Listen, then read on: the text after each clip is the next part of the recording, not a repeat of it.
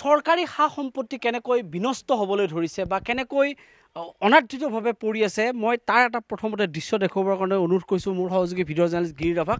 গিৰিনে দেখুৱাইছে এইটো হৈছে এটা ওদালগুৰি জিলাৰ দক্ষিণ গৰুৱাঝাৰৰ উপস্বাস্থ্য কেন্দ্ৰ আৰু এই উপস্বাস্থ্য কেন্দ্ৰটো এতিয়া এৰাবাৰীত পৰিণত হৈছে আৰু এতিয়া ভূত বাংলাত পৰিণত হৈছে বুলি ক'ব লাগিব। কাৰণ 2013 চনতেই এই উপস্বাস্থ্য কেন্দ্ৰটো নিৰ্মাণ কৰিছিলে। চাওক কি এক পৰিৱেশত এই সুন্দৰ এই ঘৰটি অনাদৃতভাৱে এনেকৈ পৰি আছে। কেউপিনে এতিয়া হাবি জংঘল লতাৰে আৱৰি পৰিছে আৰু ইয়াত কোনো ধৰণৰ স্বাস্থ্যকৰ্মী ইয়ালৈকে নহাৰ ফলশ্ৰুতিতেই এনেধৰণে আচলতে এই সুন্দৰ এই বিল্ডিংটো এনেকৈ পৰি থাকিবলগীয়া হৈছে। চাওক কেনেকৈ ৰাজহুৱা সা সম্পত্তি এনেকৈ পৰি পৰি বিনষ্ট হ'বলৈ ধৰিছে আৰু কেনেকৈ হ্ৰাস কৰিছে এনেকৈ এছাম ধুৰন্ধৰ লোকে বা এছাম ধুৰন্ধৰ ঠিকাদাৰ বা চৰকাৰী বিষয়াই। চাওক এটা সুন্দৰ এটা গৃহ, এই গৃহটোত এতিয়া কেৱল ঢেকীয়া কচু বিভিন্ন ধৰণৰ লতা আদিৰে আৱৰি পৰিছে। এক ক'বলৈ ভাষা নাই বুলি ক'ব লাগিব। আৰু এই অঞ্চলৰ ৰাইজ ইয়াৰ পৰিপ্ৰেক্ষিতত যি স্বাস্থ্যৰ সেৱা এই স্বাস্থ্য সেৱাৰ পৰা তেওঁলোকে বঞ্চিত হ'বলগীয়া হৈছে। আৰু এই গৰুৱাঝাৰ অঞ্চলটো সঁচাকৈয়ে এটা অতি দুৰ্গম অঞ্চল, অতি পিছপৰা অঞ্চল ওদালগুৰি জিলাৰ ভিতৰতে। ইয়াত আহিবৰ কাৰণে বাট পথ নাই বুলি ক'ব লাগিব। ইয়াত এখন ভাল বিদ্যালয় নাই, ইয়াত এখন ভাল স্বাস্থ্যকেন্দ্ৰ নাই। সকলো পিনৰ পৰা ইয়াত খোৱা পানীৰ কোনো ব্যৱস্থা নাই। সকলো পিনৰ পৰা এই অঞ্চলটো পিছপৰা আৰু এই পিছপৰা অঞ্চলটোত যি এটা উপস্বাস্থ্য কেন্দ্ৰ নিৰ্মাণ কৰা হৈছিলে 2013 চনতে, সেই উপস্বাস্থ্য কেন্দ্ৰটো এতিয়া এনেকৈ পৰি ৰোৱা পৰিলক্ষিত হৈছে। মোৰ সহযোগী ভিডিঅ' জাৰ্নেলিষ্ট গিৰিনে দেখুৱাইছে প্ৰাগ নিউজৰ দৰ্শকক। চাওক, এটেনশ্যন প্লিজ স্বাস্থ্য বিভাগৰ মন্ত্ৰী বা BTCৰ স্বাস্থ্য বিভাগৰ মন্ত্ৰী বা প্ৰমোদ বড়ো ডাঙৰীয়া, আপোনাৰ এই BTCত এনেধৰণে এয়া অনাদৃতভাৱে এই উপস্বাস্থ্য কেন্দ্ৰটো পৰি আছে আৰু এইটো হৈছে দক্ষিণ গৰুৱাঝাৰৰ উপস্বাস্থ্য কেন্দ্ৰ। মোৰ লগত এই অঞ্চলৰ ৰাইজ আছে, মই ৰাইজৰ পৰা কিছু কথা জানিবৰ কাৰণে চেষ্টা কৰিম। দাদা, কিমান দিন হ'ল আৰু এনেকৈ আচলতে পৰি থকা কিমান দিন হ'ল? 2013 চনত এখন নিৰ্মাণিত হৈছিল। হোৱাৰ পিছৰ পৰা মানে আমি বহুবাৰ ওপৰমহলত যোগাযোগ কৰিছোঁ যে আজি নহয় কালি নহয় পৰহি এনেকুৱা কৰি আপোনাৰ 2021 চন পালে, কিন্তু আজিলৈকে ইয়াৰ আমি কোনো ফল পোৱা নাই। ফল নোপোৱাতে এনেকুৱাই পৰি থাকিল, ভূত বাংলা পৰিণত হৈছে। আৰু আমি মানে সবচে পিছপৰা অঞ্চলৰ কাৰণে আমি কিজানি পৰিণত হ'ব পৰা নাই। মানে আমাৰ ইয়াতে কোনো ওপৰ মহলৰ কোনো বিভাগীয় কৰ্তৃপক্ষ আমাৰ ইয়াতলৈ নাহে, মানে ভোটৰ কাৰণেহে মাত্ৰ আহে। ভোট ল'বৰ কাৰণে যেতিয়া আপোনাৰ যিকোনো পাৰ্টি হওক তেতিয়া আমাক ৰাইজক খুব আঁকোৱালি লয়। আঁকোৱালি লোৱাৰ পিছত যেতিয়া ভোট হৈ গ'ল তেতিয়া ৰাইজক আপোনাৰ ফুটবলৰ দৰে তেওঁলোকে ব্যৱহাৰ কৰি থাকে। আৰু সেইটো 1947 চনৰ পৰা আজি 2021 চন পৰ্যন্ত সেইটো চলি আহিছে আৰু চলি গৈয়ে আছে। মানে আমাৰ ইয়াতে ৰাস্তা নাই, ঘাট নাই, পানীৰ এটা ভাল সুবিধা নাই, এটা স্বাস্থ্যকেন্দ্ৰ নাই। য'ত এটা স্বাস্থ্যকেন্দ্ৰ দিছিল সেইটোত কোনো আজিলৈকে কোনো ডক্টৰ, কোনো নাৰ্ছ আমি কিমানবাৰ আবেদন কৰিছোঁ, কিন্তু আজিলৈকে ফলপ্ৰসূ হ'ব পৰা নাই। ইয়াত যিহেতুকে ছাব চেণ্টাৰৰ জৰিয়তে যথেষ্ট সংখ্যক কাম কৰিবলগীয়া আছে, ইয়াত ভেকচিন দিবলগীয়া আছে বা পলিঅ'ৰ ভেকচিন দিব লাগে, এই ধৰণৰ কামবিলাক এতিয়া ক'ত চলি থাকে তেনেহ'লে? এইটো আপোনাৰ গৰেজা তিনিআলি চলি থাকে বা বামুণজলিত।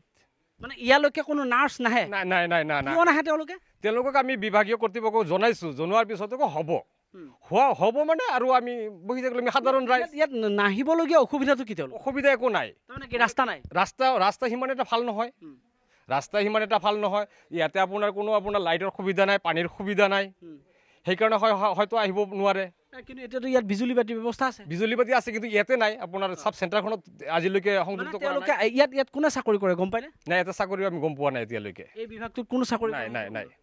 দাদা, আপোনাৰ পৰা মই জানিব বিচাৰিম, ইয়াত কোনে চাকৰি কৰে? ইয়াত নাৰ্ছ বা কোনোবা আছে বুলি গম পায়নে? ইয়াতে আমাৰ জানামতে এতিয়ালৈকে নাৰ্ছ বা ডাক্তাৰ একো দিয়া নাই। আৰু এই সম্পৰ্কত যেতিয়া নেকি হস্পিটেলটো এনেকুৱা ধৰণৰ হোৱাৰ পিছত আমি ওপৰ মহললৈ যোগাযোগ কৰিছোঁ, যিটো আমাৰ নেকি বিধায়িকা আছিল, তেওঁৰ লগতো আলোচনা কৰিছিলোঁ।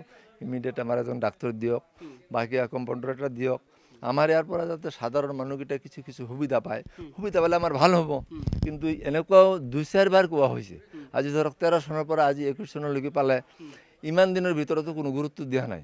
কিন্তু আমাৰ সাধাৰণ মানুহৰ, আমাৰ এই গৰিয়াঝাৰৰ মানুহ, শান্তপ্ৰিয় মানুহ, আমি কোনোদিন কোনো এটা হামলা কৰিব নাযাওঁ, কোনো এটা আন্দোলন কৰিব নাযাওঁ। আমি সাদাসিধাভাৱে থাকোঁ, যাতে আমি এটা আপত্তি আপোনালোকক দৰ্শালোঁ, যাতে আপোনালোকে আমাক সহায় কৰি দিয়ে।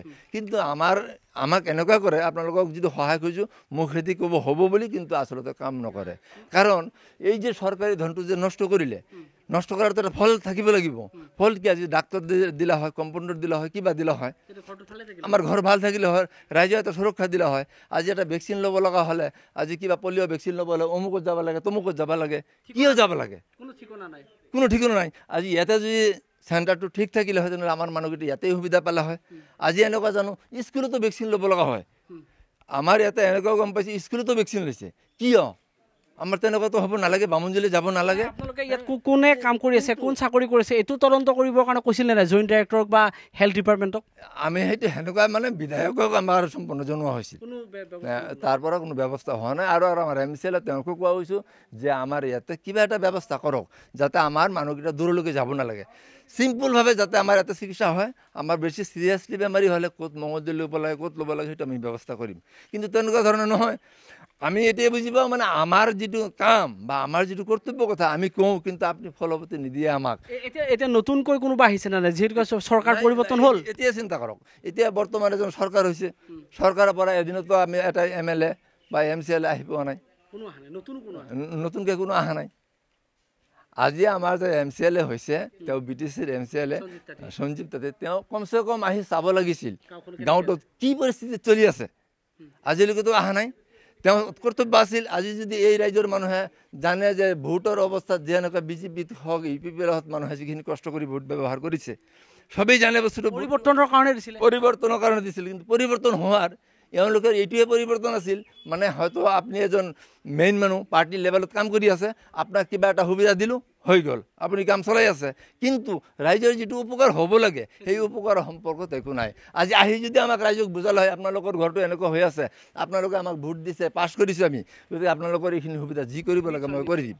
কিন্তু তেনেকুৱা ধৰণৰ পোৱা নাই আমি হয় আচলতে মনৰ ক্ষোভখিনি এওঁলোক দুজনে যি প্ৰকাশ কৰিছে সি সঁচা কথা কাৰণ তেওঁলোকৰ কোনো ধৰণৰ ব্যৱস্থা নাই বুলি ক'ব লাগিব চাওক মই ভিতৰলৈকে অকণমান সোমাই যাবৰ কাৰণে চেষ্টা কৰিছোঁ এটা সুন্দৰ ঘৰ য'ত টাইলছ ব্যৱহাৰ কৰা হৈছে ইয়াৰ মজিয়াত টাইলছ ব্যৱহাৰ কৰা হৈছে অন্যান্য ধৰণৰ সুন্দৰভাৱে ইয়াত সকলো ব্যৱস্থা আছিলে এই ঘৰটোত চাওক এটা সুন্দৰ ঘৰ কিন্তু ইয়াত কোনে চাকৰি কৰে নাৰ্ছ হিচাপে ইয়াত কোন আছে ডক্টৰ হিচাপে কোন আছে বা অন্যান্য স্বাস্থ্যকৰ্মী হিচাপে কোন আছে এই গাঁৱৰ মানুহ একেবাৰে অজ্ঞাত ইয়াৰ পূৰ্বৰ বিধায়িকাগৰাকীক এই অঞ্চলৰ ৰাইজে আবেদন নিবেদন কৰিছিল MCL গৰাকীক আবেদন নিবেদন কৰিছিল নতুনকৈ নিৰ্বাচিত হোৱা MCL গৰাকীক বা কাৰ্যবাহী সদস্যগৰাকীক আবেদন নিবেদন কৰিছিল স্বাস্থ্য বিভাগৰ কথা দূৰৰে কথা তেওঁলোকে বিভিন্ন ধৰণৰ আবেদন নিবেদন কৰিছিল কিন্তু কোনো ফল নধৰিলে ইয়াৰ মানুহে স্বাস্থ্য সেৱাৰ পৰা বঞ্চিত হৈছে এতিয়া ঘৰটো ব্যৱহাৰৰ অভাৱত বা এনেকৈ হাবি জংঘল গজি যোৱাৰ বাবে আচলতে এতিয়া ঘৰটো বিনষ্ট হ'বলৈ ধৰিছে ইয়াত ব্যৱহাৰৰ অনুপযোগী হ'বলৈ ধৰিছে কম সময়ৰ ভিতৰতে সম্পূৰ্ণৰূপে এই ঘৰটো ভাগি পৰিব আৰু এনেকৈ এই দক্ষিণ গৰিয়াঝাৰ অঞ্চলৰ মানুহে জীয়াতু ভুগিবলগীয়া হৈছে আৰু এনেকৈ চৰকাৰী যি সম্পত্তি এই সম্পত্তিবোৰ এনেকৈ বিনষ্ট হ'বলৈ ধৰিছে গতিকে এটেনশ্যন প্লিজ স্বাস্থ্য বিভাগৰ মন্ত্ৰী মহোদয় বা স্বাস্থ্য বিভাগৰ বিষয়া কৰ্মচাৰীসকল আপোনালোকে যদি প্ৰাগ নিউজৰ টিভিত এনেধৰণৰ এই বাতৰিটো এই মুহূৰ্তত আপুনি উপভোগ কৰিছে তেনেহ'লে এই দৃশ্যটো এবাৰ অনুভৱ কৰিবলৈ এবাৰ যত্ন কৰক কেনেকৈ ৰাজহুৱা সা সম্পত্তি বা স্বাস্থ্য বিভাগৰ এনেধৰণৰ সা সম্পত্তিসমূহ বিনষ্ট হ'বলৈ ধৰিছে